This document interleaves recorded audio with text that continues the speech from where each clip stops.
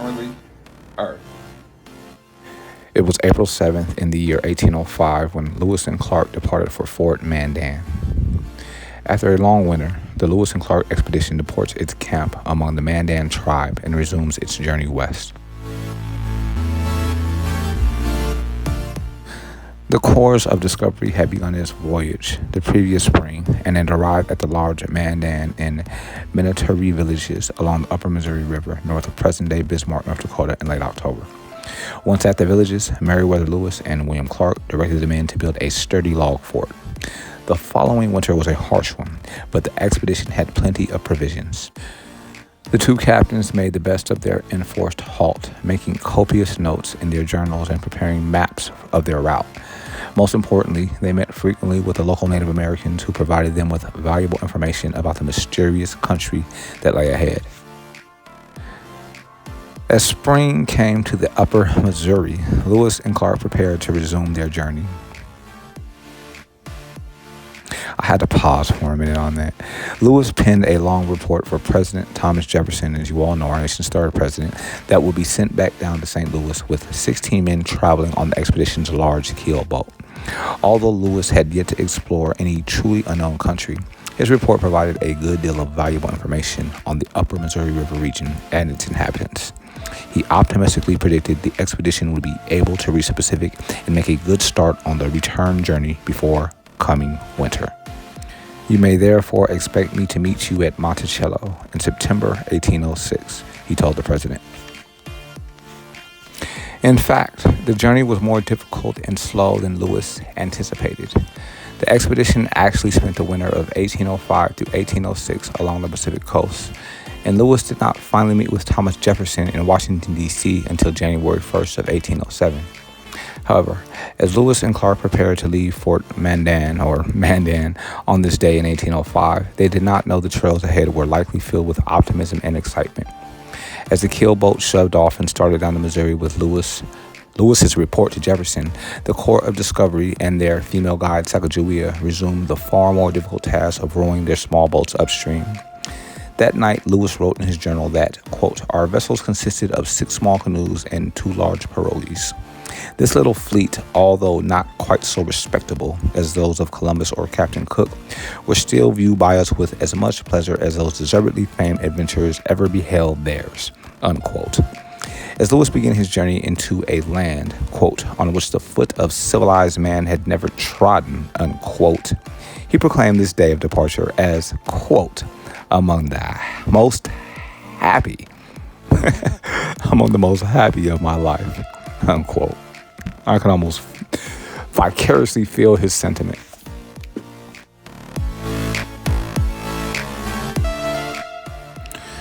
It was April 7th in the year 1963 that a new Yugoslav constitution proclaims Tito the president for life of the newly named Socialist Federal Republic of Yugoslavia. Formerly known as Josip Broz, Tito was born to a large peasant family in Croatia in 1892. At that time, Croatia was part of the Austro-Hungarian Empire, and in 1913, Broz was drafted into the Austro-Hungarian army. After the outbreak of World War I, he fought against Serbia, and in 1915 was sent to the Russian front, where he was captured. In the prisoner of war camp, he converted to Bolshevism, and in 1917 participated in the Russian Revolution. He fought in the Red Guard during the Russian Civil War, and in 1920 returned to Croatia, which had been incorporated into the multinational but Serb-dominated Kingdom of Yugoslavia. He joined the Communist Party of Yugoslavia, the CPY, and was an effective organizer before his arrest as a political agitator in 1928. Released from prison in 1934, he rapidly rose in the ranks of the CPY and took the name Tito, which was a pseudonym he used in underground party work. He went on to the USSR to work with Comintern, the Soviet-led international communist organization, and in 1937 through 38 survived Soviet leader Joseph Stalin's purge of the CPY leadership. In 1939, Tito became Secretary General of the CPY. In 1941, Axis forces invaded and occupied Yugoslavia, and Tito and his communist partisans emerged as the leaders of the anti-Nazi resistance. In 1944, Soviet forces liberated Yugoslavia, and in March of 1945, Marshal Tito was installed as the head of a new federal Yugoslav government. Non-communists were purged from the government, and in November of 1945, Tito was elected Yugoslav premier in an election limited to candidates from the communist-dominated National Liberation Front. The same month, the Federal People's Republic of Yugoslavia, comprising of the Balkan Republics of Serbia, Croatia, Bosnia-Herzegovina, Montenegro, Slovenia, and Macedonia, was proclaimed under a new constitution. Although the Yugoslav republics were granted autonomy over some of their affairs, Tito held the ultimate power and ruled dictatorially, suppressing opposition to his rule. He soon came into conflict with Moscow, which disapproved of his independent style, especially in foreign affairs. And in early 1948, because we're not fucking redoing, Joseph Stalin attempted to purge the Yugoslav leadership. Tito maintained control, and later in 1948, the CPY was expelled from Cominform, the Confederation of Eastern European Communist Parties. Isolated from USSR and its satellites, Yugoslavia was courted by the West, which offered aid and military assistance, including an informal association with NATO. After Stalin's continuous overturning in 1953, Yugoslav-Soviet relations gradually improved, but Tito was critical of Soviet invasions of Hungary and Czechoslovakia and attempted to develop common policies with countries unaligned with the U.S. or the USSR, such as Egypt and India. Enjoy this shit. We're not redoing.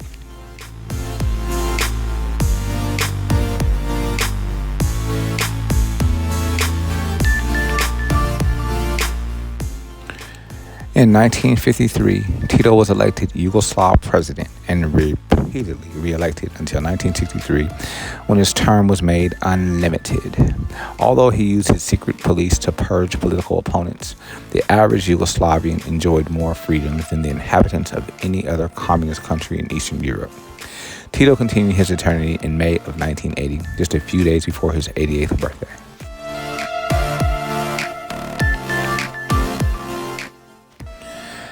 After the collapse of communism in 1989, ethnic tensions resurfaced, and in 1991, the Yugoslav Federation broke apart, leaving only Serbia and Montenegro remaining in the Socialist Federal Republic of Yugoslavia.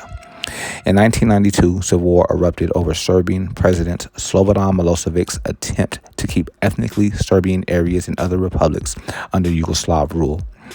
In March of 1999, NATO began airstrikes against the Milosevic regime in an attempt to end genocide in Kosovo and enforce the area's autonomy.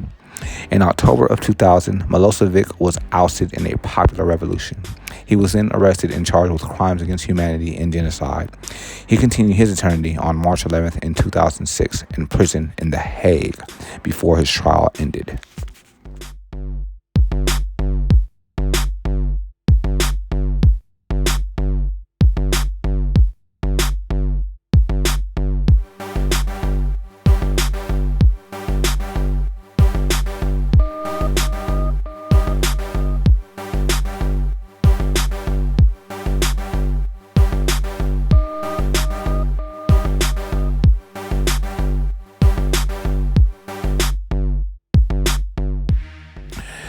It was April 7th in the year 1994 that violence fueled the launch of what will become the worst episode of genocide since World War II. The massacre of an estimated 500,000 to 1 million innocent civilian Tutsis and moderate Hutus. Following the first wave of massacres, Rwandan forces managed to discourage international intervention with the continuance of eternity of 10 Belgian peacekeeping officers. The Tutsis, a minority group that made up about 10% of the Rwanda's population, received no assistance from the international community, although the United Nations later conceded that a mere 5,000 soldiers deployed at the outset would have stopped the wholesale slaughter. The immediate roots of the 1994 genocide dated back to the early 1990s, when President Juvenal Habyarimana, a Hutu, began using anti-Tutsi rhetoric to consolidate his power among the Hutus. Beginning in October of 1990, there were several massacres of hundreds of Tutsis. Although the two ethnic groups were very similar, sharing the same language and culture for centuries, the law required registration based on ethnicity. The government and army began to assemble the Interamwe,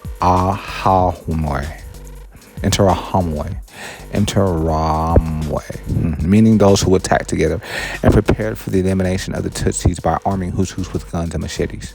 In January of 1994, the United Nations forces in Rwanda warned that larger massacres were imminent. On April 6, in 1994, President Habyarimana continued his eternity when his plane was shot down.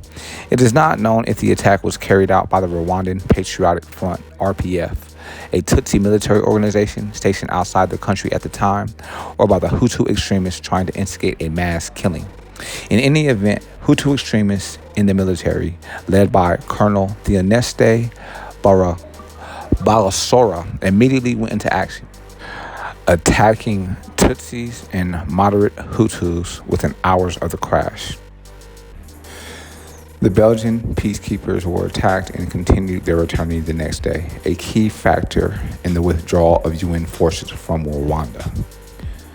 Soon afterward, the radio stations in Rwanda were broadcasting appeals to the Hutu majority to kill all Tutsis in the country.